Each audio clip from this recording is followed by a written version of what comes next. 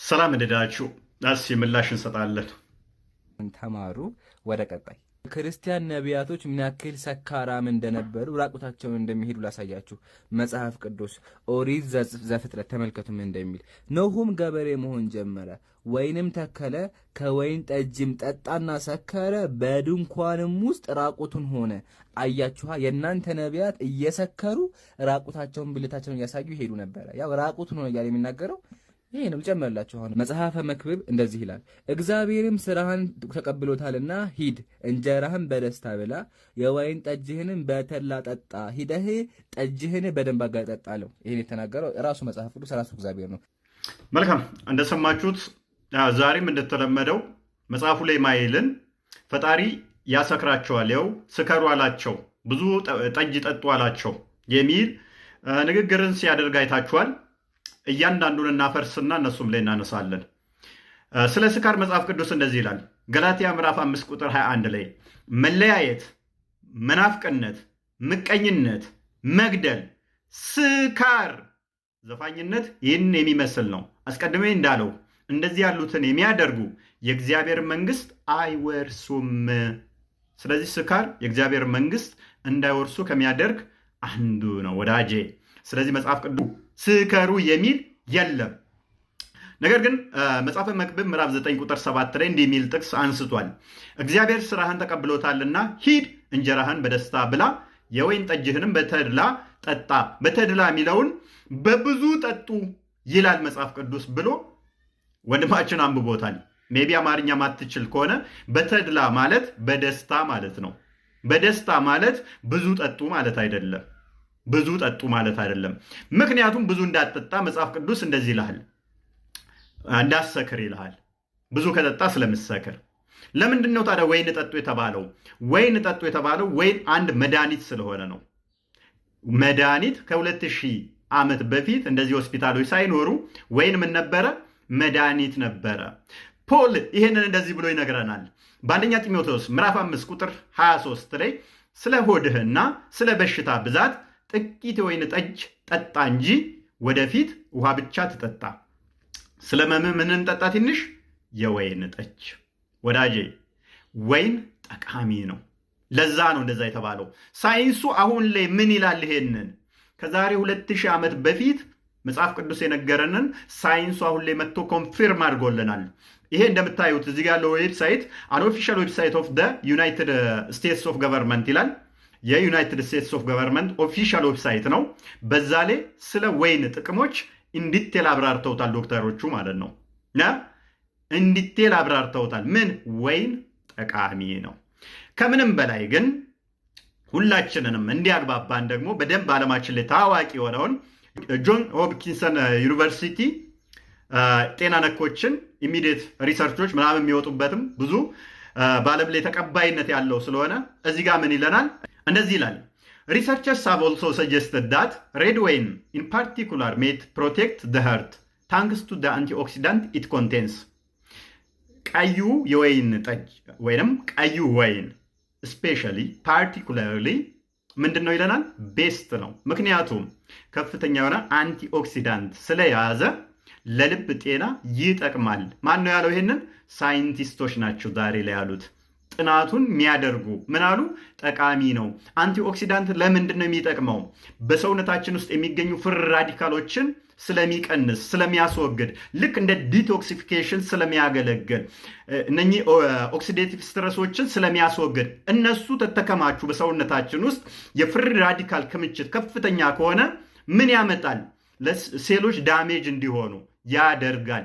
ይሄንን ምን ያደርግልናል ታዲያ? አንቲኦክሲዳንት እነኛን ይከላከላል።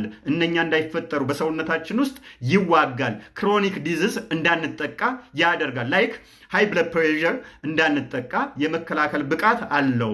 ላይክ ዲያቤትስ ታይፕ 2 እንዲሁም ደግሞ ካንሰር፣ እንደዚህ የቱመር እድገቶችን አስቀድሞ የመከላከል ብቃት አለው። አስቀድሞ የመከላከል ብቃት አለው። አንቲኦክሲዳንት የያዙ ነገሮች ማለት ነው። ፕላስ ደግሞ ምንድነው እሱ? አንቲ ኢንፍላማቶሪ ነው። አንቲ ኢንፍላማቶሪ ስለሆነ ክሮኒክ የሆኑ ኢንፍላሜሽንን የመከላከል ብቃት አለው። ወይን ወይን ይሄን ሁሉ ጥቅሞች ስላሉት መጽሐፍ ቅዱስ ላይ እንዳሰክር ነገር ግን ወይን ጠጣ ይላል። መስከር ግን ምንድነው? እሱ ኃጢአት ነው። ሌላኛው ያነሳው ምንድነው? እሱ ልብስ ማውለቅ ነው። ዘፍጥረት ምዕራፍ 9 ቁጥር 20 ላይ ኖህም ገበሬ መሆን ጀመረ፣ ወይንም ተከለ፣ ከወይንም ጠጁ ጠጣና ሰከረ፣ በድንኳን ውስጥም ራቁትን ሆነ። የከነዓን አባት ካምም የአባቱን ራቁትነት አየ፣ ወደ ውጭም ወጥቶ ለሁለቱ ወንድሞቹ ነገራቸው ይላል። ኖህ ልብሱን ያወለቀው በቤት ውስጥ ነው፣ በድንኳን ውስጥ ነው። ሰው በቤት ውስጥ ልብሱን አያወልቅም እንደ ወዳጄ ኢምራን? የሙስሊም አባትህ ቤት ውስጥ ልብሱን አውልቆ አያውቅም? አባት ልብሱን ካወለቀ ሮጠ ሄደ ለወንድሞችህ እንደ ኖህ ልጅ ባለጌ ከሆንክ ሮጠ አባቴ ልብሱን አወለቀ ራቁቱን ሆኖ አየሁት ብለህ ታወራለህ ማለት ነው።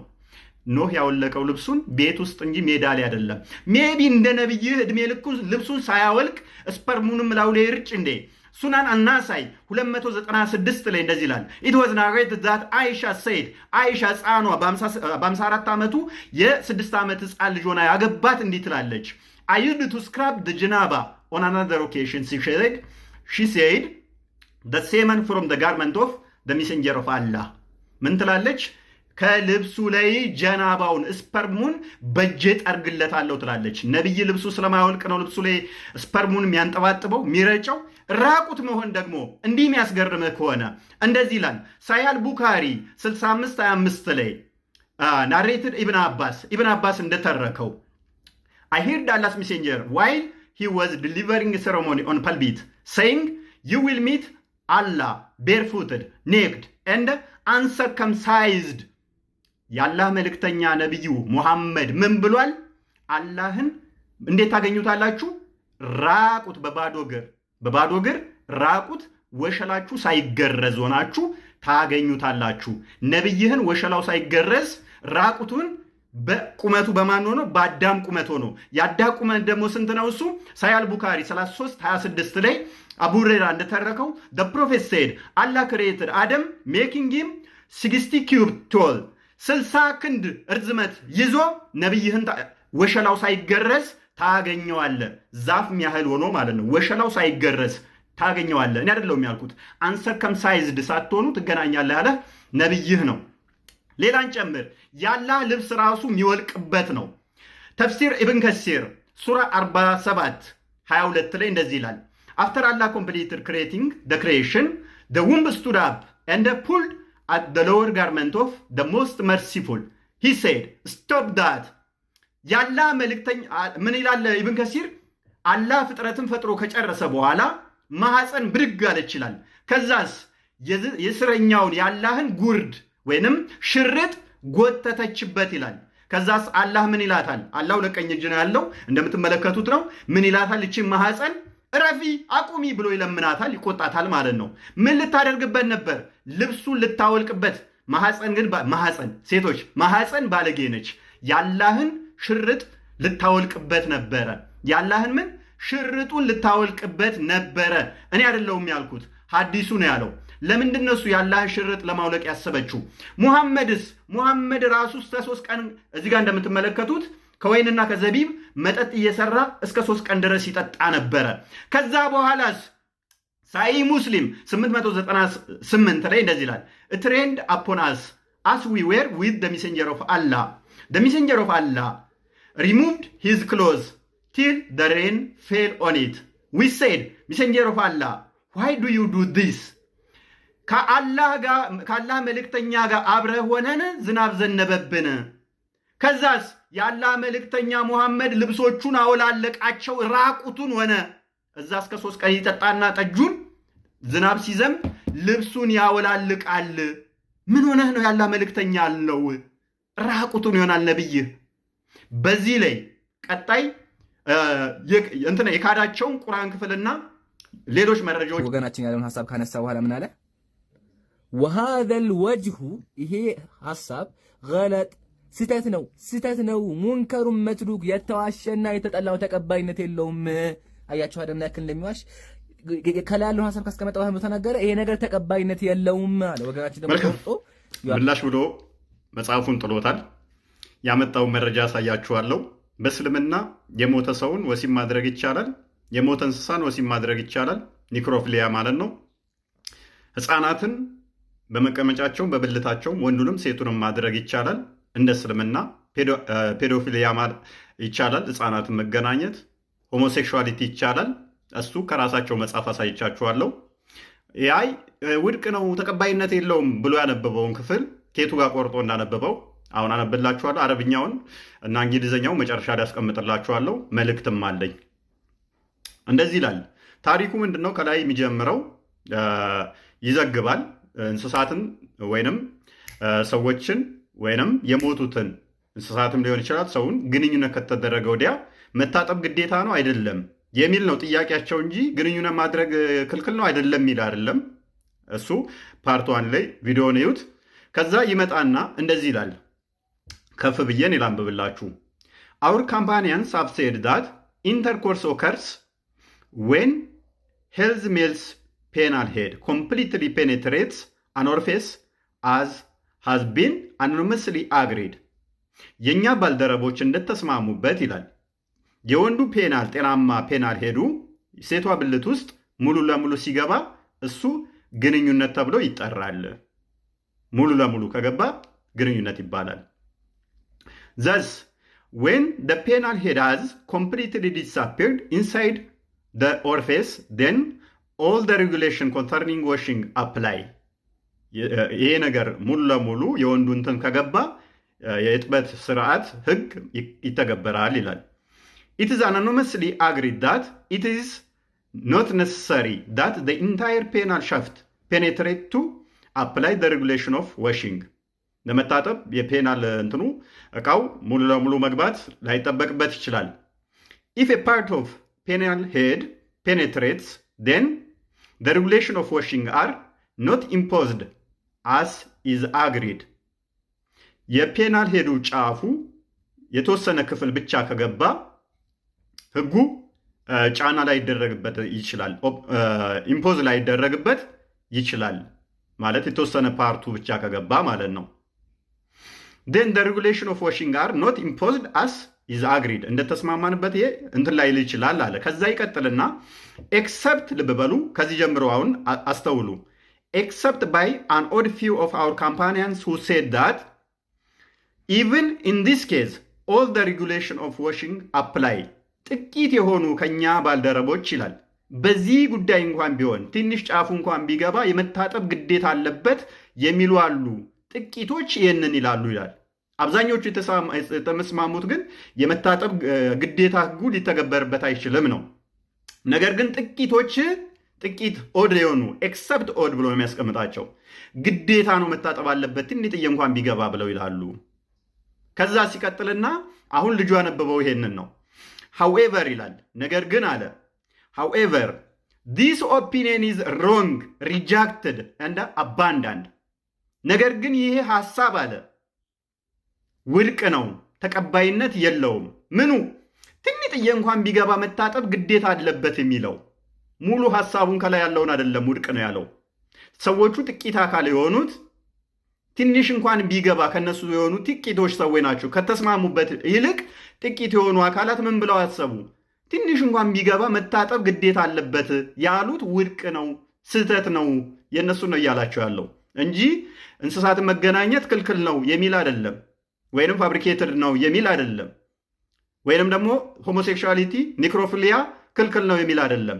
ምክንያቱም ይቀጥላል። አዲሱ ይቀጥልና ብልቱ እስከ ጫፉ ከገባ ይላል፣ እኩል ቤታ ከገባ ይላል፣ የገባው ሲበልጥ ይላል፣ ያልገባው ሲያንስ ይላል።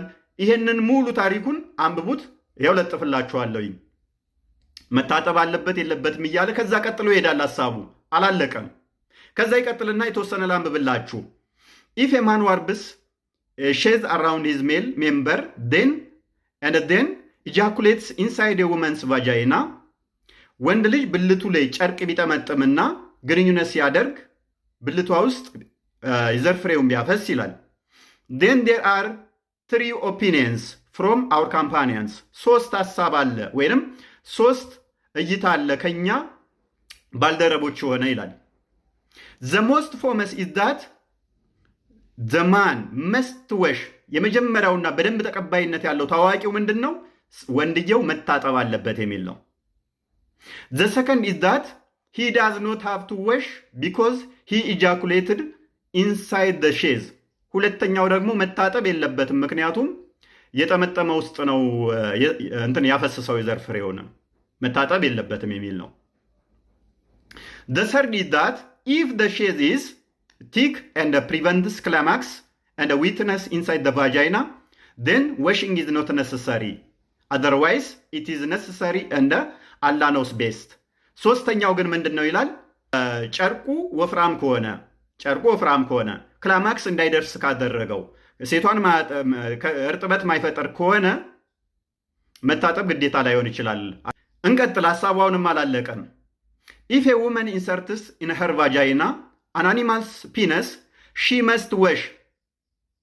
ሴት ልጅ ደግሞ ብልቷ ውስጥ የእንስሳ ብልት ለምሳሌ የአህያ ብልት፣ የፈረስ ብልት ብልቷ ውስጥ ብትጨምር ግዴታ መታጠብ አለባት ይላል።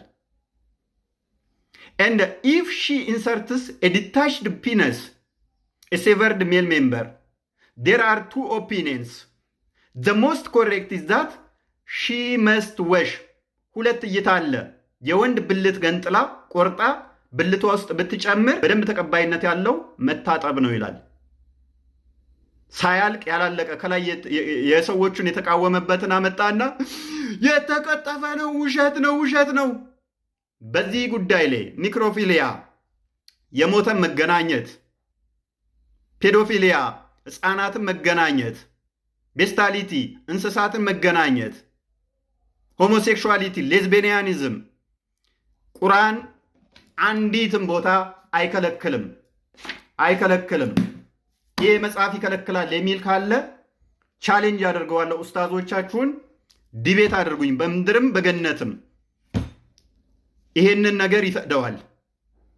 ፕላስ ያነሳው ምንድነው እሱ እኛ ላይ ገድላት ላይ ተሳሳሙ የሚል አለ ብሎ ከሆሞሴክሹዋሊቲ ጋር ሊያያይዘው ሞክሯል ማለት ነው። ነብይ ልብሱን ገልጦ እምብርቱን ያስጠባ ነበር፣ ጎኑን ያስጠባ ነበረ። የወንድ ልጅ ምላስ ይጠባ ነበር ነብይ። የሞተ ሰው ላይ መቃብር ውስጥ ገብቶ ከመቃብር አውጥቶ ጭኑ ላይ አስቀምጦ አፉን ከፍቶ ከአፉ ጋር ለሃጩን ይጋጋት ነበረ። የሞተች ሴት ላይ መቃብር ገብቶ ተኝቷታል። ዲቤት በአረብኛ ብቻ ማድረግ እንፈልጋለን የምትሉ ካላችሁ ደግሞ በአረብኛ ብቻ ከፈለጋችሁ ቲክቶክ ላይ ሳይሆን በዙም ምናምን የምትፈልጉ አረብኛ የሚችል ሰው ስላለ ዲቤት ሊያደርግ ይፈልጋል በዚህ ቶፒክ ላይ እና በውስጥ አውሩኝ።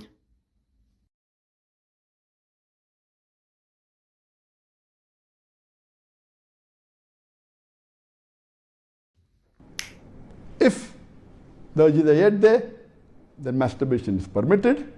There is no sin. There is no punishment. You don't have to feel guilty.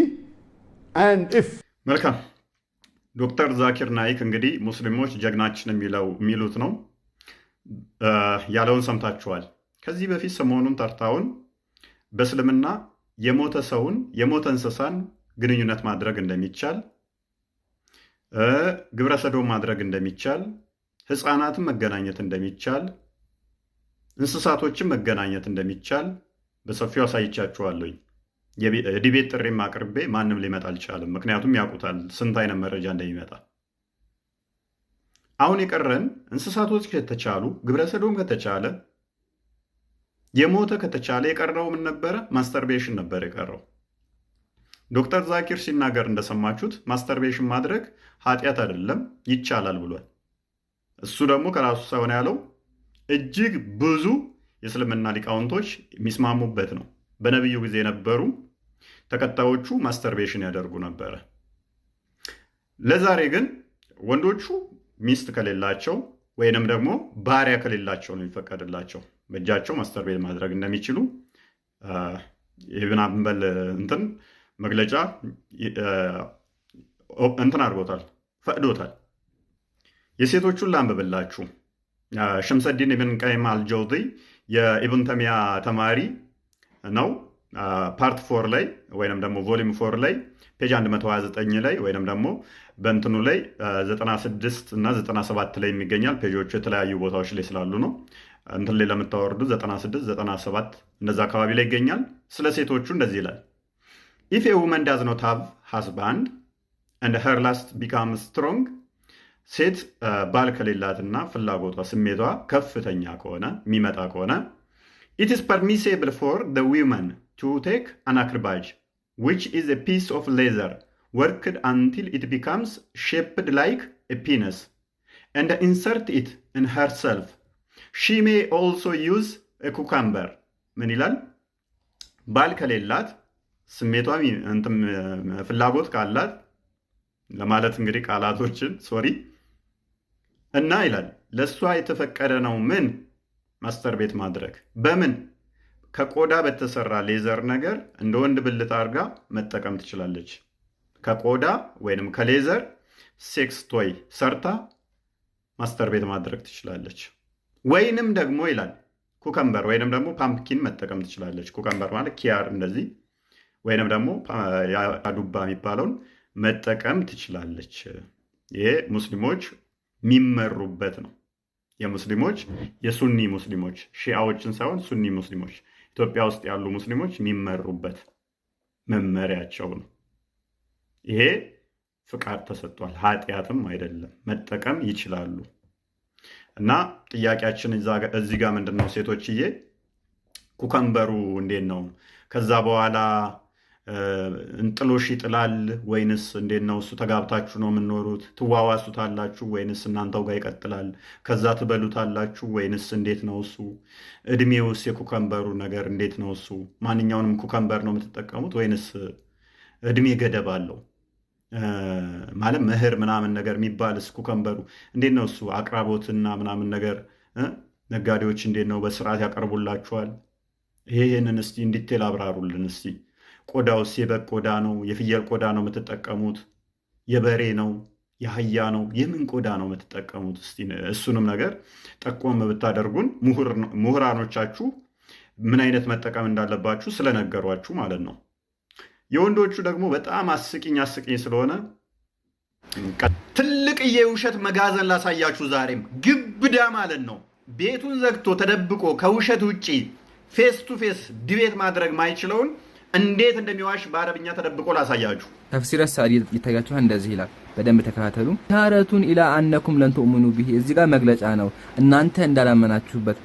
በዓደ ዛሊከ አለይኩም ቢተክዚቢ ማ ማአኩም፣ እናንተ ጋራችሁት ነገር ስለዋሻችሁ አላህ መለሰባችሁ አለ። እንቀጥል። ፈኢን ለም ተኡሚኑ ቢሂ ፈከዘብቱም ባዕደ ማ አንዘለ አለይኩም አለ።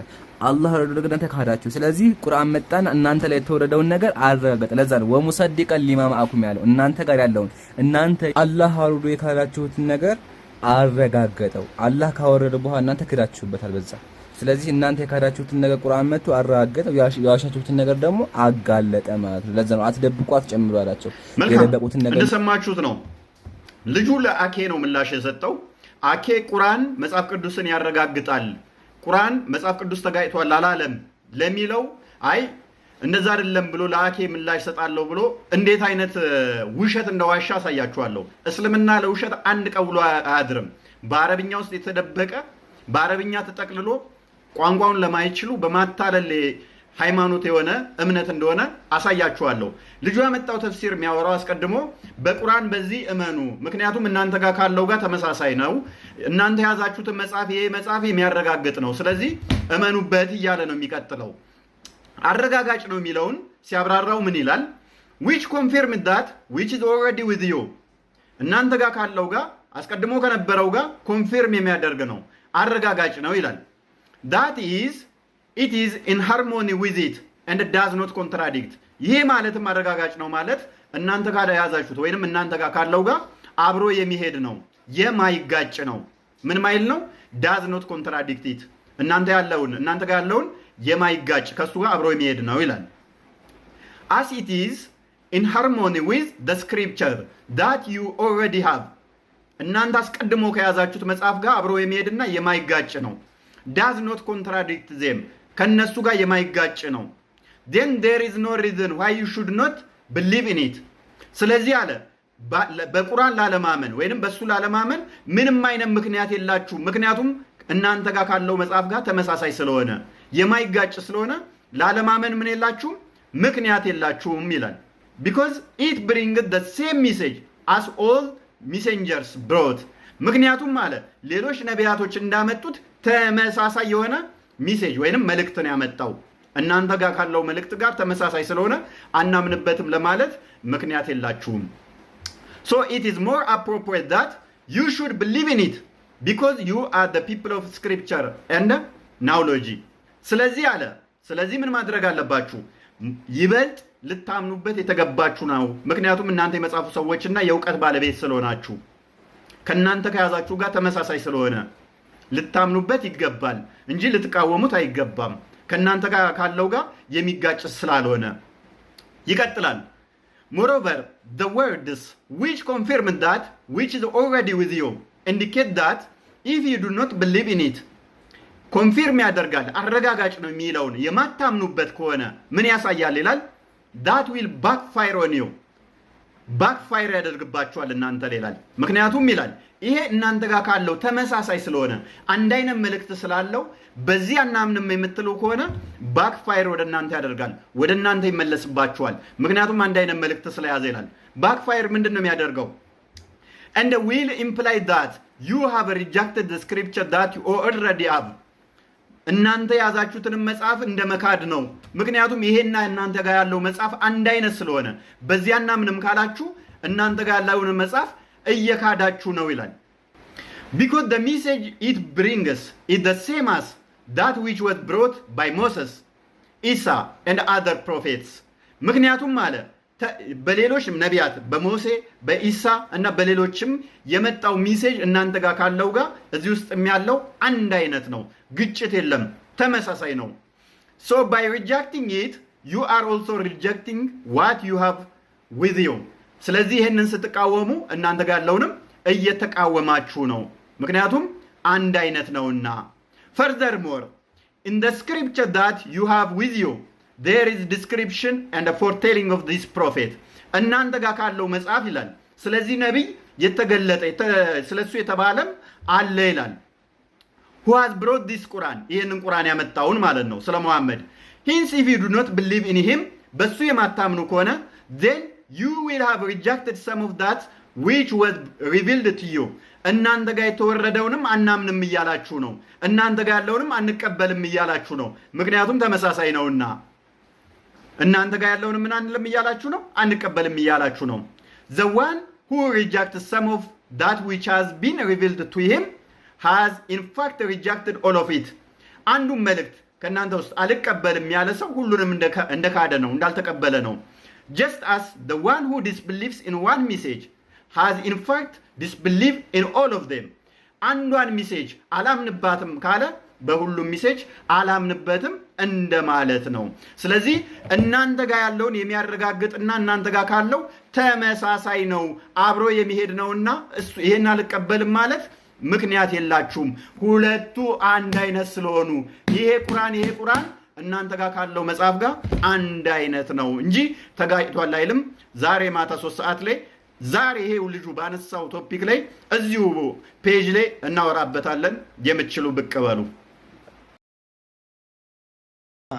ቁልቁልና ni barsiisa moo amantaa islaamaa qulqullina barsiisa mata duree jedhu irratti akkana waliin mari'attu waamicha siif dhiyeessa. Waamicha kiyya fudhattee akka dhuftu abdiidhaan qaba. Sineega galatoomni.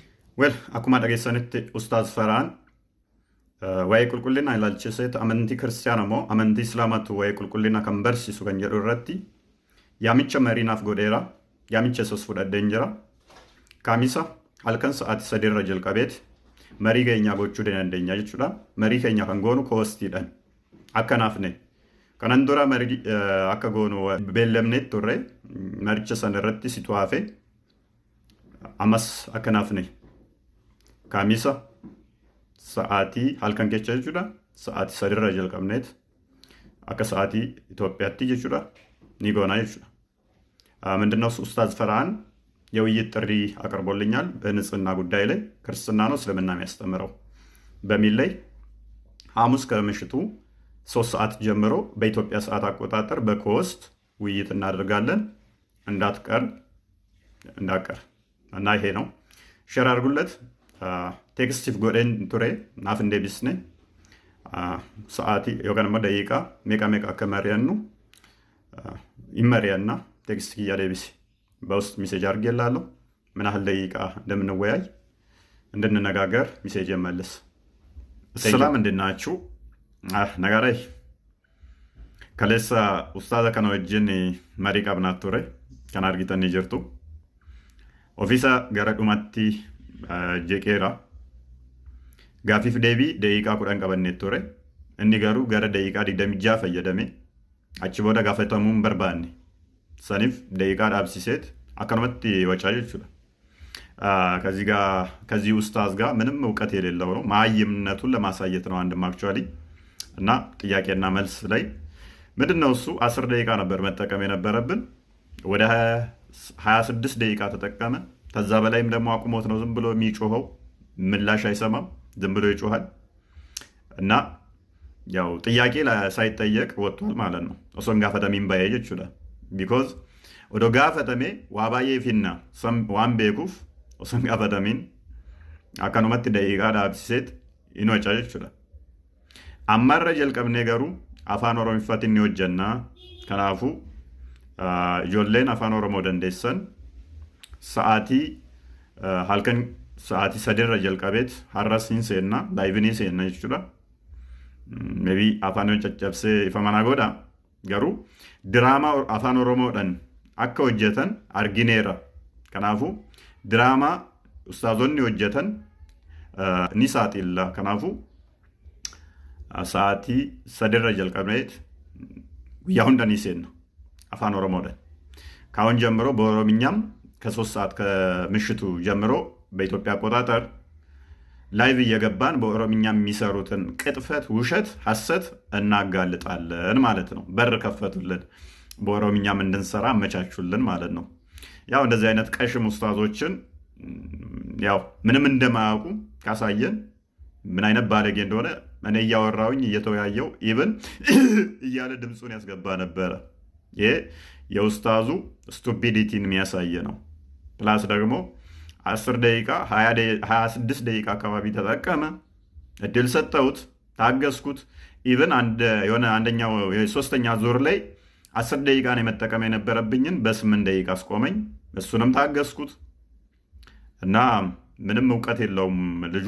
እውቀት እንደሌለው እንዲካሳየን ብዙ ያጭበረበራቸው ሊኖሩ ይችላሉ። ድራማም ይሰራል። እነኛ ድራማዎችን እናፈርስበታለን። በኦሮምኛም በአማርኛም ላይቭ እንገባለን ከምሽቱ 3 ሰዓት ጀምሮ። ሁላችሁም ሬዲ ሁኑ።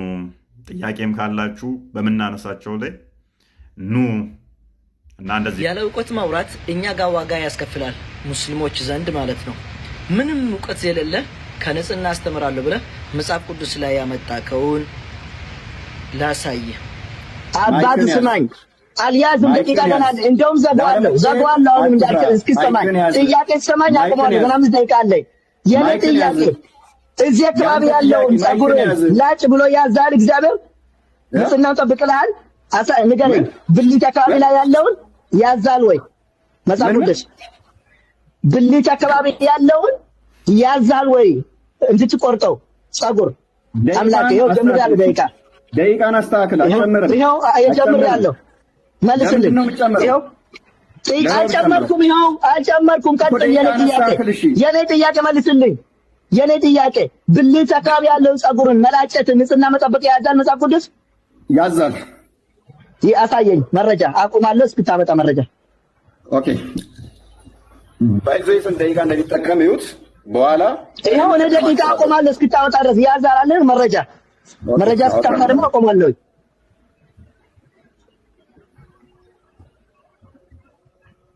ቃመ ሳላረከን ጅሩ ታደቅ ጅራ መጫምን ምን ተገርሲስ ዱብሲሽ ና ዱብስ ማለማን ዱብስ ማስት ወደ ታራ።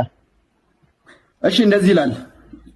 መልካም የጠየቀን ምንድነው? እሱ ብልት አካባቢ ያለን ጸጉር ተቆረጡ ይላል ወይ ፈጣሪ ብሎ ነው የጠየቀኝ። በሰባተኛው ቀንም ጸጉሩን ሁሉ ይላጫል፣ ራሱንም ጺሙንም ደቂቃውን አስጀምር፣ ቅንድቡንም የገላውን ጸጉር ሁሉ ይላጫል። ሜቢ የኡስታዝ ፈራአን የሱ ገላ ላይ አይደለም ያለው ጸጉሩ፣ ከሱ ገላ ውጪ ይመስለኛል ያለው። ምን ይላል? የገላውን ጸጉር ሁሉ ይላጫል፣ ልብሱንም ገላውንም በውሃ እናመሰግናለን። አልመለሰልኝም። እኔ ጠየቅኩት። አመሰግናለሁ። አልመለስክልኝም። አመሰግናለሁ። እኔ የጠየቅኩት ብልት አካባቢ ያለ ጥያቄ ነው ጠየቅኩት፣ አልመለስክልኝም። አመሰግናለሁኝ። ቴንኪው። ሌላ ጥያቄ ምንድን ነው የሚለው? የገላውን ጸጉር ሁሉ ይላጭ ማለት ነው። ጨርሻለሁ። ብልት ላይ አይደለም? ብልት አካል አይደለም እንዴ? አትጨርስ ደቂቃዬ። አካል አይደለም ብልት አካል አይደለም ወይ? ፕሊዝ ከአካል ውጪ ነው። እሺ መልካም። ኡስታዙን ንግግር እንደሰማችሁት ነው። ጥያቄ ላይ ምን ነበር የጠየቀኝ? ብልት አካባቢ የሚገኝን ጸጉር ላጩ ይላሉ የመጽሐፍ ቅዱስ አለ። ምን አሳየሁት? እኔ ደግሞ ጸጉራችሁን ተቆረጡ፣ ቅንድባችሁን ተቆረጡ፣ ጺማችሁን ተላጩ፣ ሰውነታችሁ ላይ የሚገኝን ጸጉር በሞላ ተላጩ፣ በየ7 ቀኑ ተላጩ የሚል አለ። የሚል ሳሳየው የለም። እኔ የምፈልገው ብልት የሚል ቃል መጠቀስ አለበት። ሰውነታችሁ ላይ በሙሉ የሚገኝን ጸጉር ተላጩ የሚለው እሱን አልቀበልም አይልም፣ አልተመለሰልኝም የሚል ጭንቅላት የተሸከመ ሰው ሜቢ ኡስታዝ ፈርሃን የእሱን ብልት ያንጠለጠለው አህያ ሊሆን ይችላል ወይንም ፈረስ ሊሆን ይችላል። ኡስታዝ ፈርሃን የአህያ እንትን ይላጭ ስላልተባለ መጽሐፍ ቅዱስ ላይ ወይንም የበቅሎ እንትን ይላጭ ስላልተባለ፣ በተረፈ ግን ሰውነት ላይ የሚገኝ ጸጉር በሞላ ይላጭ ከተባለ ፕራይቬት ፓርት የሚገኙትም እነሱንም ያካትታል፣ የብብትም ሁሉንም ያካትታል ማለት ነው። ኡስታዝ ፈርሃን ግን የሚፈልገው ምንድን ነው? ብልት የሚባል ጥቅስ ካልተጠቀሰ ድረስ መልስ አልተመለሰልኝም የሚል ነው ኡስታዝ ነው። እንግዲህ ይሄንን ቁርአንን ቻሌንጅ እናደርገዋለን። ቁርአን ላይ እንደዚህ የሚል አለ ወይ? የሰውነታችሁን ጸጉር በሞላ ላጩ የሚል አለ ወይ? የለም። የብልታችሁን ጸጉር ላጩ የሚል አለ ወይ? የለም። እንደዚህ አይነት ኡስታዝ እንግዲህ ሙስሊሞች ጀግና የሚሉት እሱም ያወቀ መስሎት የሚኮፈሰው ማለት ነው። በንጽህና ላይ ጥያቄ ካለን አና ጠይቀን ጋፊው ቀባቴ ወይ ቁልቁልና ይላልች ሴት ሀረስ ዱፍቴት ኑጋፈቹ ደንዴሳ አፋን ኦሮሞ ፋቲን ኒሴና ሃይ ጅርቱ ሜ ቪዲዮ ከና ሼር ጎዳቶ ኡስታዝ ከና ብራና ጋር ዴቢዮ ቀባቴ ኑፋ ዴቢሱ የቪዲዮ ሼር አድርጋችሁ ለዚች ኡስታዝ እስቲ ምላሽ ካላት ትሞክር። ምንድነው እሱ?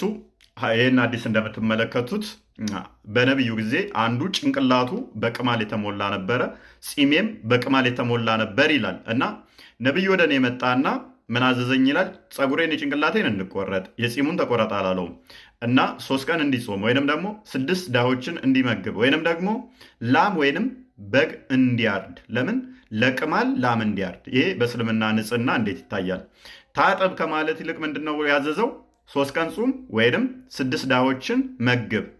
ቤዛነት ደግሞ መክፈል ያለበት መስዋዕት ለቅማል ምንድነው? እሱ ቅማሏ ስትሞት ምን መደረጋ? ላም ማረድ አለበት ወይም በግ ማረድ አለበት። ይሄ በእስልምና እንዴት ነው ለቅማል ላም የሚታረደው? ምላሽ እንፈልጋለን። ዴቢ በርባና ይችላል ሀዲስ ኒኩን ማልጀዳ ሴተኒ ነምቺ ቶኮ ሪፌንስ መታሳ ኢንጅራኒን ጉተሜራ ፕላስ አሬን ኒሳስ ኢንጅራኒን ጉተሜራ ጀረ ነሚች ዱፌት ማልጀዳ ሴተኒ ሪፌንስ መታኬቲ ሙረዱ ጀዴት ትቲሜ አሬዳ ገሩ ሙረዱ እንጀን ዮካን ሞ ቁልቁሌፈዱ እንጀን ሪፌንስ መታኬቲ ሙረዱ ጀዴ አቺቦ ደግሞ ጉያ ሰዲ ጾሚ harka qalleeyyii warroota ta'an immoo namoota ja'a nyaachisiye. Fiidiyaa immoo baasiye. Fiidiyaan dirqamaadha. Mata duree akkuma hadisaa irratti argitanii fiidiyaa baasuun dirqama. Fiidiyaa maal baasu? Hoolaa yookaan immoo sa'aa qalaniit fiidiyaa baasuu qabu. Yookaan aarsa gumaa. Fiidiyaa baafadhu jedhe. Eenyudhaaf? Injiraaniidhaaf. Kun qulqullinaadhaayi. Injiraan tokko balleessuuf jecha fiidiyaa baasuu qabda. Fiidiyaan sun immoo maallaa? hoolaa yookaan immoo sa'a tokko qaluu qabda. Eenyuuf? Injiraaniidhaaf. Kun qulqullina. Mee sa'a meeqa qaltee beektaa nutti mee injiraaniif jettee jechuudha. Kun ነብይ ሳንቱ በርሲሴ ይሄ ነብያቸው ያስተማረው ለቅማል ላም ረዱላት ወይም በግ ረዱላት 6 ዳዎችን አብሉ። የእስልምና ንጽህና ይሄ ነው። ሰው እንዴት ጺሙ ይቀምላል? ጺሙ እንዴት ይቀምላል? namni akkamitti areedaasaa keessatti injiraan baasa. Hiriyoonni Muhammad garuu areenni keenyaallee injiraaniin guutameeraa jedhu. Qulqullina waan qabaniifi addisa kanaa Великой Победы! Ура!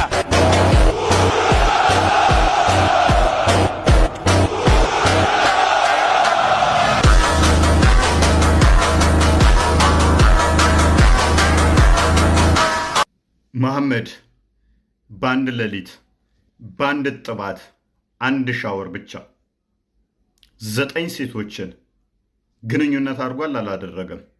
ቸው ነበር አለ። ይዘይሯቸው ነበር ማለት እነሱ ጋር የተኙ ነበር ማለት ነው? እንዲያጀማ በተአምር አይደለማ፣ አያስኬድም። ራሱ ቸው ነበር አለ። ይዘይሯቸው ነበር ማለት እነሱ ጋር የተኙ ነበር ማለት ነው? እንዲያጀማ በተአምር አይደለማ፣ አያስኬድም። ራሱ እንደሰማችሁት ጧፍ አደረጓቸው፣ ዞሯቸው እንጂ አብረዋቸው አልተኙም፣ አልተገናኛቸውም። ከ2 ዓመት በኋላ እንዳያስቸግራቸው ነብዩ ሰለላሁ ዐለይሂ ወሰለም ወዳውኑ ሲመጡ እነሱ ጋር ጧፍ ያደርጉ ነበር፣ ወይም ደግሞ አብራቸው ይተኙ ነበር። ማስረጃ ተመልከቱ። ፈትሁል ባሪ ሰሒህ አልቡኻሪ ይታያችኋል። መጽሐፉ ፔጅ 661 ላይ እንደዚህ ይላል። ኢነል ሂክመተ እዚህ ጋር ጥበቡ ምንድነው ከተባለ ፊጠዋፊ አለይሂን እነሱ ጋር ባንድ ላይ መተኛቱ ጥቅሙ ምንድነው ከተባለ ካነ ነበረ ሊተሕሲኒህን እነሱን ለመንከባከብ ነበረ። ወካነሁ አራደ አደመ ተሽዊቂህን ለአዝዋጅ ያው ለግንኙነት ናፍቀው ስለነበር የእነሱ ሀቅ ለመውጣት ሀቃቸውን ለመወጣት ነው አለ። ወለዚ የዝሀሩ ለእኛ ግልጽ የሚሆነው አነ ዛሊከ ይሄ ነገር ካነ ኢራደት ልዓዲብ በይነሁነ ፍትሃዊ በእነሱ መካከል ፍትሃዊ ለመሆን ነበረ። ወኢን ለም የኩን ዋጅባ በነቢዩ ላይ ግዴታ ባይሆኑባቸው ራሱ ፍትሃዊ ሆኖ ነቢያችን ሁሉም ጋር ተኝቷል። ለምን ሲባል በብዙ ቆይተዋል፣ መንገድ ወጥተው ቆይተዋል። ስለዚህ ከመንገድ ሲመለሱ ያው የሁላቸውን ሀቅ ለመወጣት ከሁሉም ጋር በአንድ ላይ ተኝተዋል ነው በየተራ ማለት ነው። እሺ ዋው! ከዓመት በኋላ ሙሐመድ 9 ሴቶችን በአንድ ጥባት በአንድ ሌሊት እንደወሰባቸው አመነ። ይህን ኡስታዝ የሚከተሉት ሙሐመድ በአንድ ሌሊት በአንድ ጥባት 9 ሴቶችን ተኝቷቸዋል? አልተኛቸውም። ሁለቱንም ተናግሯል። ይሄን ኡስታዝ ነው እንግዲህ ከራሱ ጋር እንዲህ የሚላተምን የሚከተሉት። Come on, keep on doing it. Come on. I can do hard. Oh! Oh! Oh God!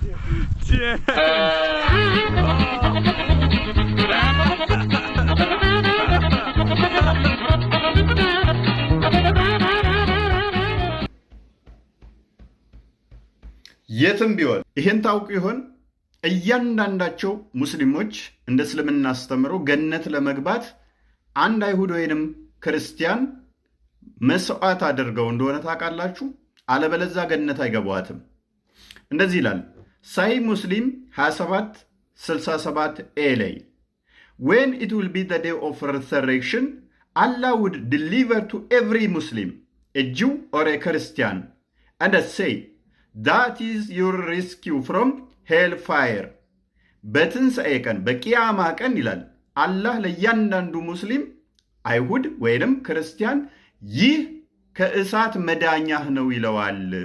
አንድን ጨምር ራይዳ ሰሊን 432 ሚሴንጀር ኦፍ አላህ ሰይድ ያላ መልእክተኛ እንዲህ አለ ኦን ደ ዴይ ኦፍ ሪሰሬክሽን በትንሣኤ ቀን ወይንም በቂያማ ቀን Allah will deliver to every Muslim a Jew or a Christian and say this is your ransom from hellfire በትንሣኤ በቂያማ ቀን አላህ ለእያንዳንዱ ሙስሊም አንድ ክርስቲያን ወይም አይሁድ ይሰጥና ይህ ቤዛህ ነው ይለዋል።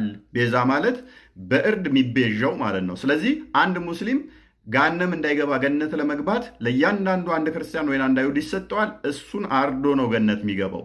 መጽሐፍ ቅዱስ ግን ምን ይላል? በአንደኛ ጢሞቴዎስ ምዕራፍ 2 ቁጥር 6 ላይ ራሱን ለሁሉ ቤዛ ሰጠ፣ ይህም በገዛ ዘመኑ ምስክርነቱ ነበር ይላል። ክርስቶስ ስለሁላችን ምን ሆነ? ቤዛ ሆነ። እንዲሁም በማቴዎስ ወንጌል ምዕራፍ 20 ቁጥር 28 ላይ እንዲሁም የሰው ልጅ ሊያገለግል ነፍሱንም ለብዙዎች ቤዛ ሊሰጥ እንጂ እንዲያገለግሉት አልመጣም ይላል። ክርስቶስ በራሱ ፍቃድ ወዶ ፈቅዶ መጥቶ ለእኛ ኃጢአት ሲል ሞተልን። እነሱ ግን እኛን አርደው ነው ገነት የሚገቡት። እያንዳንዱ ሙስሊም ቤዛቸው ምንድነው? ክርስቲያን ወይን አይሁድ ነው። ያሳዝናል። በዚህ ጉዳይ ላይ ከምሽቱ 3 ሰዓት ላይ የተወሰነች የማርያም ቤተክርስቲያን ያለቻችሁ ኢትዮጵያውያን ኦርቶዶክሳውያንን የሙስሊሞቹ ነቢይ ሙሐመድ ከሴጣንም መጥፎ ናችሁ እንዳላችሁ ታውቃላችሁ። ሳሂህ አልቡኻሪ 1341 ላይ ናሬትድ አይሻ እንደተረከችው when the prophet became ill some of his wives talked about a church which they had been in Ethiopia and it was called Maria ነብዩ ታሞ በነበረበት ሰዓት ላይ ነብዩ የተወሰኑ ሚስቶች ማርያም ስለሚባለው ስለ ኢትዮጵያ የነበረው ቤተክርስቲያን ማውራት ይጀምራሉ። ኡሙ ሰላማ and Umm Habiba had been to Ethiopia and both of them narrated it is the church's beauty and the picture it contained. ኡም ሀቢባ እና ኡም ሰላማ የሚባሉት ወደ ኢትዮጵያ ሄደው ነበረ። ስለ ቤተክርስቲያኑ ቁንጅናና በውስጡ ስለያዘው ስዕላት ይነጋገራሉ፣ ይተርካሉ ማለት ነው። The prophet raised his head and said, ነብዩ ከታመመበት ቀና አደረገና ጭንቅላቱን እንደዚህ አለ, those are the people who whenever a pious man dies amongst them make a place of worship at his grave and then they make those picture in it. እነኚህ ሰዎች አንድ ሰው ከመካከላቸው ቅዱስ የሆነ ሲሞት መቃብሩ ላይ ስዕል ያደርጉና ያመልኩታል አለ፣ ያመልኩበታል አለ። ምን ያደርጋሉ? ያንም ያመልካሉ አለ። those are the worst creature in sight of Allah. እነሱ አለ ከፍጥረታት ሁሉ እጅግ የከፉ መጥፎዎቹ ናቸው አለ። ከፍጥረታት ውስጥ አንዱ ሰይጣን ነው። ስለዚህ እነኚህ ሰዎች ከምን በላይ ናቸው? ከሰይጣን። ስንቶቻችሁ ይህንን ታውቃላችሁ? እንደ እስልምና አስተምሮ ትንሣኤ ወይንም ቂያማ ቀን እንዲመጣ አይሁዶችን በሞላ ገለው መጨረስ አለባቸው፣ ክርስቲያኖችንም በተመሳሳይ። ሳያል ቡካሪ 29:26 ላይ እንደዚህ ይላል። ናሬትድ አቡ ሁሬራ እንደተረከው አላህስ ሜሴንጀር ሴድ፣ ያላ መልእክተኛ እንዲህ አለ, the hour will not be established until you fight with the Jews, and the stone behind which a Jew will be hiding will say, O Muslim, there is a Jew hiding behind me, so kill him. ሰዓቱ አይደርስም አለ። ምን? አይሁዶችን እስከምትዋጉና አይሁዶች በድንጋይ ጀርባ ሲደበቁ ድንጋዩ እንኳን ምላስ አውጥቶ ተናግሮ ከኋላ የተደበቀ አይሁድ አለ ናና ግደለው ይላል። ይህም በተመሳሳይ ራይዳስ ሰሊን 18:20 ላይም ታገኙታላችሁ። በተመሳሳይ ሳይ ሙስሊም 29:22 ላይም ታገኛላችሁ። እንዲሁም ሳይ ሙስሊም 29:21 ላይም ታገኙታላችሁ። ኢቭን ዛፍ ስር እንኳን ሲደበቅ አይሁዱ ዛፉ ናና ሙስሊም ወንድሜ ዛፉ ተኋላ ተደብቋልና ና አይሁዱን ግደለው ይላል። ከዛ አይሁዶችን ሲያጸዱና ሲጨርሱ ነው ቂያማ ቀን የሚመጣው ተብሎ ይታመናል እንደ እስልምና አስተምሮ። ለዚህ ነው ሙስሊሞችና አይሁዶች ሁሌም ሰላም የሌላቸው። ሙስሊሞቹ እናንተን ጨርሰን ነው ቂያማ የምንወደውን ነብያችን የምናገኘው ከአላህ ጋር የምንገናኘው እናንተን ገለን ስንጨርስ ነው የሚል አስተምሮ ስላለ ነው። የዚህን ኡስታዝ አድምጡት። ያ አብደላህ አንተ የአላህ ባሪያ ወይ ከኋላዬ አይሁድ ተደብቀዋል ናና ግደለው። ወላሂ ወቢላሂ ከአላህ ዘንድ የተቆረጠልን ቃል ኪዳን አለ። ነቢያችን ሰለላሁ ዐለይሂ ወሰለም እንዲህ ይላሉ፣ በአኺረት ዘማን ከአይሁዳዎች ጋር ጦርነት ይካሄዳል። አይሁዳዎች ዛፍ ስር ድንጋይ ስር ሙስሊሞችን ሸሽተው ይደበቃሉ። ዛፉ ድንጋዩ ሳይቀር ይናገራል። ምን እያለ ነው የሚናገረው? ያ አብደላህ አንተ የአላህ ባሪያ ወይ ከኋላዬ አይሁድ ተደብቀዋል ናና ግደለው ይላሉ። ይህ ጥርጥር የለውም የአላህ ቃል ኪዳን ነው። አላህ ቃሉን አያፈርስም። A few moments later. ያ አብደላህ አንተ የአላህ ባሪያ ወይ ከኋላዬ አይሁድ ተደብቀዋል ናና ግደለው። ያ አብደላህ አንተ የአላህ ባሪያ ወይ ከኋላዬ አይሁድ ተደብቀዋል ናና ግደለው። ያ አብደላህ አንተ የአላህ ባሪያ ወይ ከኋላዬ አይሁድ ተደብቀዋል ናና ግደለው። ያ አብደላህ አንተ የአላህ ባሪያ ወይ ከኋላዬ አይሁድ ተደብቀዋል ናና ግደለው። ያ አብደላህ አንተ የአላህ ባሪያ ወይ ከኋላዬ አይሁድ ተደብቀዋል ናና ግደለው። አላህ ብቻውን ቁርአንን ሰማይና ምድርን ከመፍጠሩ በፊት እንደ እስልምና አስተምሮ እንደሚቀራ ታውቃላችሁ? ማስረጃ ሚሽካት አልመሳቢህ 1:48 ላይ አቡ ሁሬራ ሪፖርትድ ጋድስ ሜሴንጀር አሰይንግ አቡ ሁሬራ ያለ መልእክተኛ ያሉትን እንዳስተላለፈው 1000 years before creating the heavens and the earth God recited Taha ቁርአን ቻፕተር 20 and ያሲን። ሰማይና ምድርን ከመፍጠሩ በፊት አላህ አስቀድሞ ከሺህ ዓመታት በፊት ሱረቱ ያሲንንና ታሃን አላህ ይቀራ ነበር ይለናል። ከሚቀራቸው ክፍሎች ለምሳሌ ሱረቱ በቀራ አያ 223 ላይ ሴቶቻችሁ ለእናንተ እርሻ ናቸውና እርሻችሁን በፈለጋችሁ ሁኔታ ድረሱ እያለ አላህ ብቻውን ቁርአንን ይቀራው ነበረ ወይንም ያነበንብ ነበረ ምንም ሳይኖር ማለት ነው። ከተውሂድ ጋር በተያያዘ እንዲሁም ከስላሴ ጋር በተያያዘ ሸሪያ ከዚች ህፃን ጋር በተያያዘ ብዙ ኡስታዞች እኔ ላይ ቪዲዮ ሰርተዋል። ሸሪያ ቢኖር ኖሮ እንደዚህ አይነት ወንጀል አይሰራም ለማለት ነው። እንትኑ ገብቶኛል። ብዙዎችም ደግሞ የኛም ልጆች ሸሪያ ህግ ቢተገበርበት እንደዚህ አይፈጸምም እያሉ ነበር። ይህንን እናነብና የሸሪያው ህግ እንዴት እንደሚተገበር እናይና ከዛ ሸሪያን እንመርጣለን። ምርጫው ለእናንተ ተዋለው። አልፈትዋ አልሂንዳይ ቮሊም 1 ፔጅ 15 ላይ አንድ ወንድ ልጅ ከህፃን ልጅ ጋር ግንኙነት ቢያደርግ ምንድነው እሱ ስለዚህ ጉዳይ ምን ያወራል ብለን ስንጠይቅ እንደዚህ ይላል። penetrating an animal or a dead body and a child that cannot bear penetration does not make ghusl obligatory። እንስሳትን ወይንም የሞተ አካልን ወይንም ግንኙነት ብልቷ ማያስገባን ግንኙነት ለማድረግ ቢሞከርና ባያስገባለት መታጠብ ግዴታ የለበትም። በእስልምና መታጠብ ግዴታ ስለሆነ ማለት ይሄንን ለማድረግ ግን እንትኑ ካልገባ መታጠብ ግዴታ የለበትም ይላል። but the correct opinion is that if he is able to penetrate the small child in the place of intercourse and does not cause ifada IFDHAA say that tearing the tissue between vagina and anus and making them one canal ነገር ግን አለ ግንኙነት በማድረግ ያው ቦታ ግንኙነት ሲያደርግ የብልቷና ካካማያዋን ካናሉን መስመሩን ሰንጥቆት ቀዶት አንድ ማያደርጋቸው ከሆነ then she counts as a woman that can bear intercourse እሷ ህፃን ልጅ አትባልም ለግንኙነት የደረሰች ነች። ስለዚህ ህፃን ልጅ የምትባለው በእስልምና ቅጣቱም እንዲጣልባት ምን ሲሆን ነው? የብልቷና የካካማያዋ ተቀዶ ሁለቱ አንድ ካናል አንድ መስመር ሲሆን ነው ህፃን ልጅ የምትባለው። ቀዶት ሁለቱን አንድ እስካላደረገው ድረስ ህፃን ልጅ አይደለችም። እሷ ለአቅመ ሔዋን ደርሳለች ተብሎ የሚታመነው እንደ እስልምና አስተምሮ።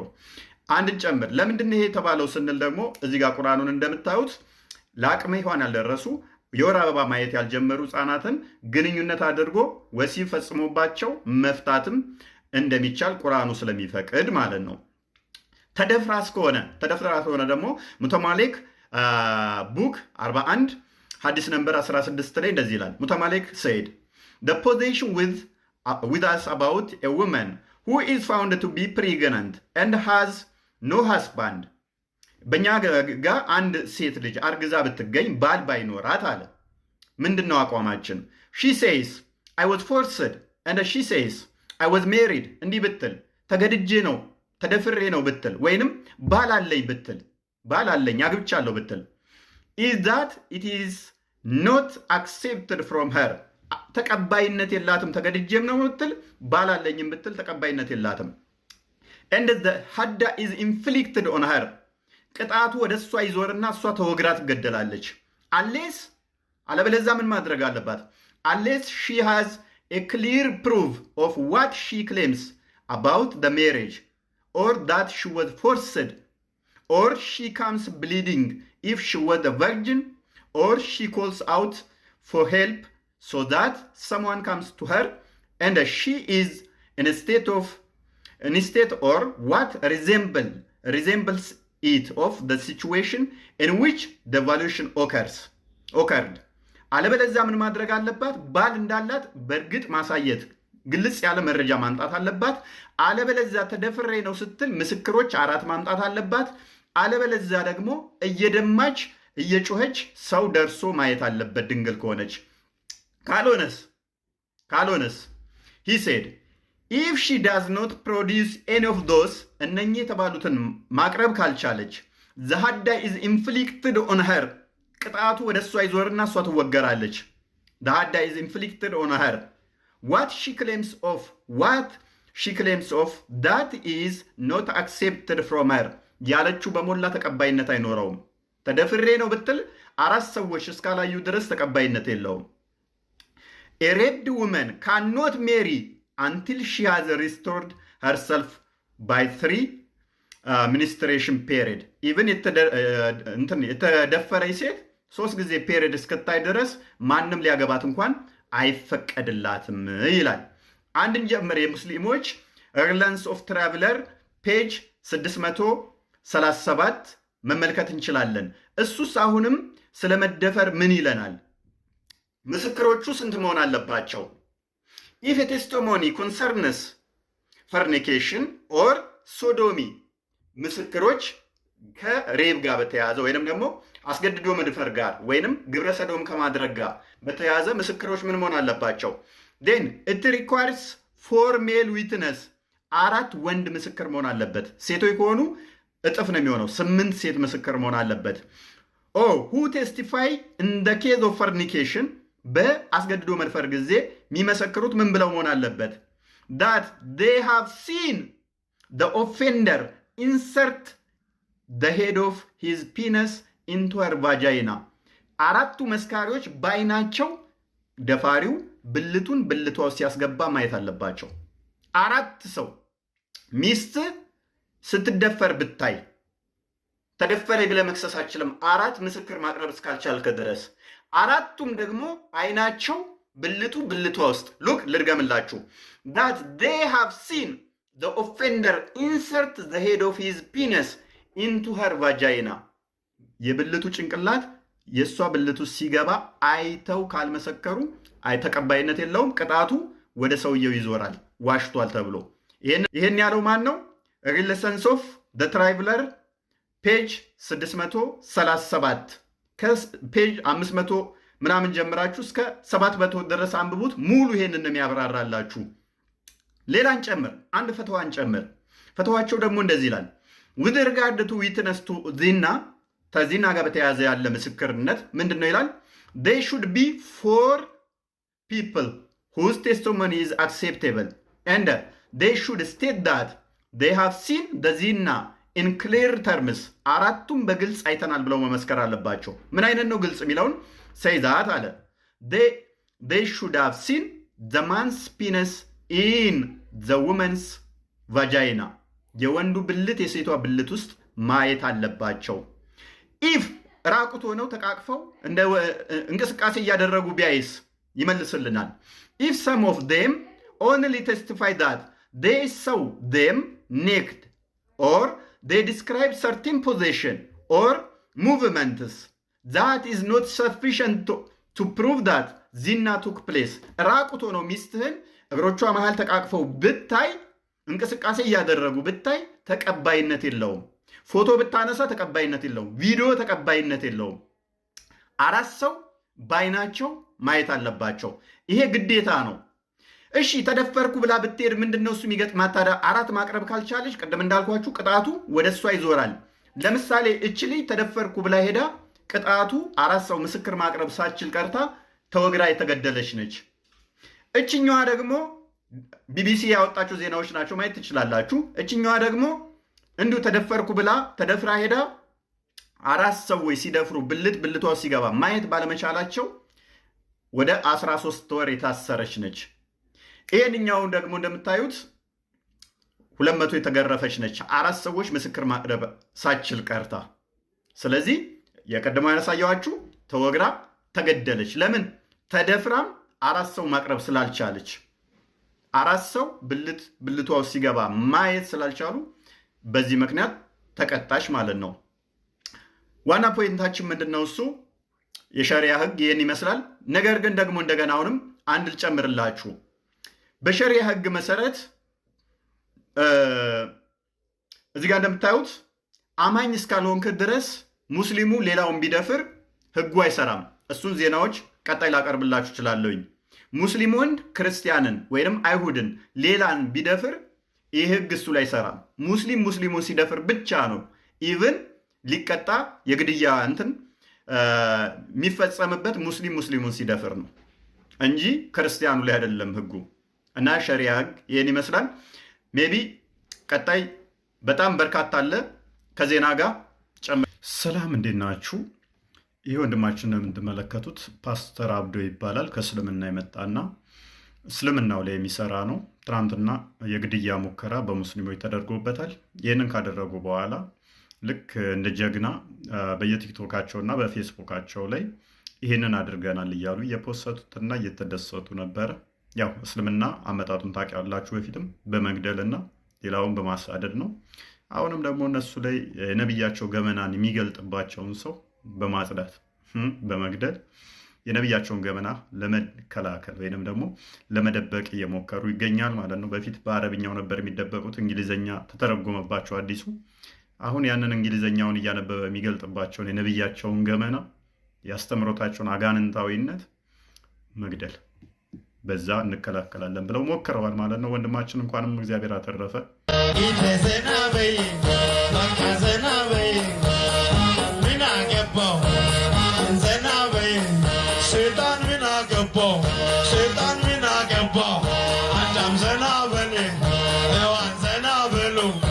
መልካም ወንድማችን ደጋግሞ በዘፈኑ ላይ እንደሰማችሁት ዘና በሉ አዳሞች፣ ሴጣን ምን አገባው፣ ሴጣን ምን አገባው እያለን ነው። እውነት በምናደርገው ውስጥ ሴጣን እጁ የለበትም። አንዳንድ ነገሮችን ሲደረጉ ሴጣን ምንም አያገባውም፣ አይመለከተውም። የእግዚአብሔርን ፍቃድ ብቻ ነው የምናደርገው። ዮሐንስ ወንጌል ምዕራፍ 8 ቁጥር 44 ላይ እንደዚህ ይላል፣ እናንተ ከአባታችሁ ከዲያብሎስ ናችሁ፣ እናንተ ከአባታችሁ ከዲያብሎስ ናችሁ፣ የአባታችሁንም ምኞት ልታደርጉ ትወዳላችሁ ይላል። ስለዚህ ሰዎች ከእግዚአብሔር ፍቃድና ምኞት ውጭ የሚያደርጉ ከሆነ የዲያብሎስን ፍቃድና ምኞት ነው የሚያደርጉት ማለት ነው። የዲያብሎስን ፍቃድና ምኞት የምታደርግ ከሆነ ደግሞ ዲያብሎስ ምን አገባው፣ ሴጣን ምን አገባው፣ ዘና በል ፈታ በል እያልክ ልጨፍር አችልም። ስለዚህ ሴጣን ይመለከተዋል ማለት ነው፣ አንተ የምታደርገው የእሱን ፍቃድ እስከሆነ ድረስ እና እንደዛ እስከሆነስ ገላትያ ምዕራፍ 5 ቁጥር 19 ላይ እንደዚህ ይላል፣ የሥጋ ስራም የተገለጠ ነው። የሥጋ ስራ ምንድን ነው? የተገለጠ ነው። እርሱም ዝሙት፣ እርኩሰት፣ መዳራት፣ ጣዖትን ማምለክ፣ ሟርት፣ ጥል፣ ክርክር፣ ቅናት፣ ቁጣ፣ አድመኝነት፣ መለያየት፣ መናፍቅነት፣ ምቀኝነት፣ መግደል፣ ስካር፣ ዘፋኝነት ይህንንም የሚመስል ነው ይላል። ስለዚህ እየዘፈንክ ሴጣን ምን አገባው ዘና በሉ ማለት ይቻላል። ማለት ሜይ ቢ ሁሉንም ዘፈኖች እንደው ከፍቶ ቤት የምታንጎራጉረው ነው እያልኩ አይደለም፣ ወይንም ተጓደኞቹ ጋር ቁጭ ብለህ እንደምትለውንም እያልኩ አይደለም። ይህ ምዘፍነው ግን ጀስ ክለብ ገብተህ ስቀውጠው ከዛ በኋላ መጠጡ አይኖርም፣ ስካሩ አይኖርም፣ ጥሉ አይኖርም፣ መዳራቱ አይኖርም። እነኚህም የሚያደርጉ የእግዚአብሔር መንግስት አይወርሱም ይላል። ይህንን እንድታደርግ ደግሞ የሚያደርግ ማን ነው? ሴጣን ነው። ስለዚህ ሴጣን ምን አገባው ፈታ በል ዘና በል እያልክ ዳንኪራ ስረግጥ፣ ከዛ ስትጠጣ ሴጣን ምን አገባው? ስትዘሙት ሴጣን ምን አገባው? ስለዚህ የማን ፍቃድ ነው እያደረክ ያለው? የእግዚአብሔርን ፍቃድ ነው። ሴጣን ማይመለከተው ከሆነ የሴጣን ፍቃድና የዲያብሎስ ፍቃድ ካልሆነ ይሄ የእግዚአብሔር ሊሆን አይችልም። የእግዚአብሔር ነው እያልክ ነው። ሴጣን ምን አገባው ካልክ፣ ምክንያቱም መጽሐፍ ቅዱስ እንዲህ ይላል። ጴጥሮስ በአንደኛ መልእክቱ ምዕራፍ 5 ላይ ከቁጥር 7 ጀምሮ እንደዚህ ይላል፣ እርሱ ስለ እናንተ ያስባልና የሚያስጨንቃችሁ ሁሉ በእርሱ ላይ ጣሉት ይላል። በማ በእግዚአብሔር ላይ ስለ እናንተ ያስባል፣ የሚያስጨንቃችሁ ሁሉ በእሱ ላይ ጣሉት ይላል። በመጠን ኑሩ፣ ልክ ሆናችሁ ኑሩ አይደለም፣ በመጠን ኑሩ፣ ንቁም። ባላገራችሁ ዲያብሎስ የሚውጠውን ፈልጎ እንደሚያገሳ አንበሳ ይዞራልና። ምን ይላል? የሚውጠውን ፈልጎ እንደሚያገሳ አንበሳ ይዞራልና። በዓለም ያሉት ወንድሞቻችሁ ያን መከራ በሙሉ እንዲቀበሉ እያወቃችሁ በእምነት ጸንታችሁ ተቃወሙት ይላል። ስለዚህ ዝም ብለህ ዘና በል ምናምን ነገር ሳይሆን በእምነት ጸንተህ መቆም አለብህ። ምክንያቱም ባላገራችሁ ዲያብሎስ የሚውጠውን ፈልጎ እንደሚያገሳ አንበሳ ይዞራችኋልና ስለተባለ ማለት ነው። ስለዚህ ዲያብሎስ ምን አገባው? ዘና በል፣ ፈታ በል፣ አትጨናነቅ፣ እንደዚህ የሚሉ ቃላቶች ልቅ በሆነ ሁኔታ ባይነገሩ ጥሩ ነው። ልቅ በሆነ ሁኔታ መዝናናት ጥሩ ነው፣ መልካም ነው። ነገር ግን ዲያብሎስ ምን አገባው እኔ ማደርገው ሁሉ ጀስት እግዚአብሔር የፈቀደው ነው ብሎ ማድረግም ጤናማ አይደለም። ምክንያቱም ስዘሙት ከዘፈንክ በኋላ ተሰከርክ በኋላ ስዘሙት ዲያብሎስ አይመለከተውም። ዲያብሎስ የለም ኦልሞስት ወደሚለው ኮንክሉዥን ስለሚያመራ ብዙዎች እንደዛ ስላሉ ማለት ነው። ሴጣን የለም የሚለው ሌላ የመጀመሪያው ፈጣሪ የለም ለሚለው መነሻ መንደርደሪያቸው ስለሆነ ማለት ነው። ምክንያቱም ፈጣሪ በጣም ኃያል ነው። እንዴት እሱን ተቃራኒ ሆነ ሴጣን ተቃራኒ ብለው ስለሚያስቡ ማለት ነው ሊኖር ይችላል። ስለዚህ ሴጣን ምንም አያገባውም የለም የሚል እይታ ስላለ። ሰላም እንዴት ናችሁ? 2016ን ጨርሰን 2017 ልንቀበል በር ላይ ቆመናል። በ2017 ደግሞ አዲስ ፕሮግራም ዘንላችሁ መጥተናል። ፕሮግራሙም እስልምናን ከስር መሰረቱ የምታውቁበትና ጓደኞቻችሁን፣ ዘመዶቻችሁን ወይንም ደግሞ ጎረቤቶቻችሁን ሙስሊም ካሉ እነሱን የምታሳውቁበትና ከድቅድቅ ጨለማ ወደሚደንቅ ብርሃን የምታመጡበት እንዲሆንላችሁ አብራችሁን እንድትሰሩ እንድትማሩ ግብዣ ቀርበንላችኋል ማለት ነው። ትምህርቱን በዚህ ቴሌግራም ግሩፕ ላይ ጆይን በማለት ተመዝግባችሁ እንድትከታተሉ ልናሳውቃችሁ እንወዳለን። ትምህርቱን እንዴት ነው የምንሰጠው፣ የትኛው ምን አይነት ሁኔታ ላይ ነው የምንሰጠው፣ በምን አይነት ቻናል ነው የምንሰጠው፣ እሱን የምናሳውቃችሁ ይሆናል። እስከዛው ግን በዚህ ግሩፕ ተመዝገቡ። እስከ መስከረም 10 ድረስ ትምህርቱን ከመስቀል በኋላ እንጀምራለን። ወደ እስልምና የሄዱ ልጆች ካሉ መመለስ የሚፈልጉትን እንዲማሩ ጋብዙ።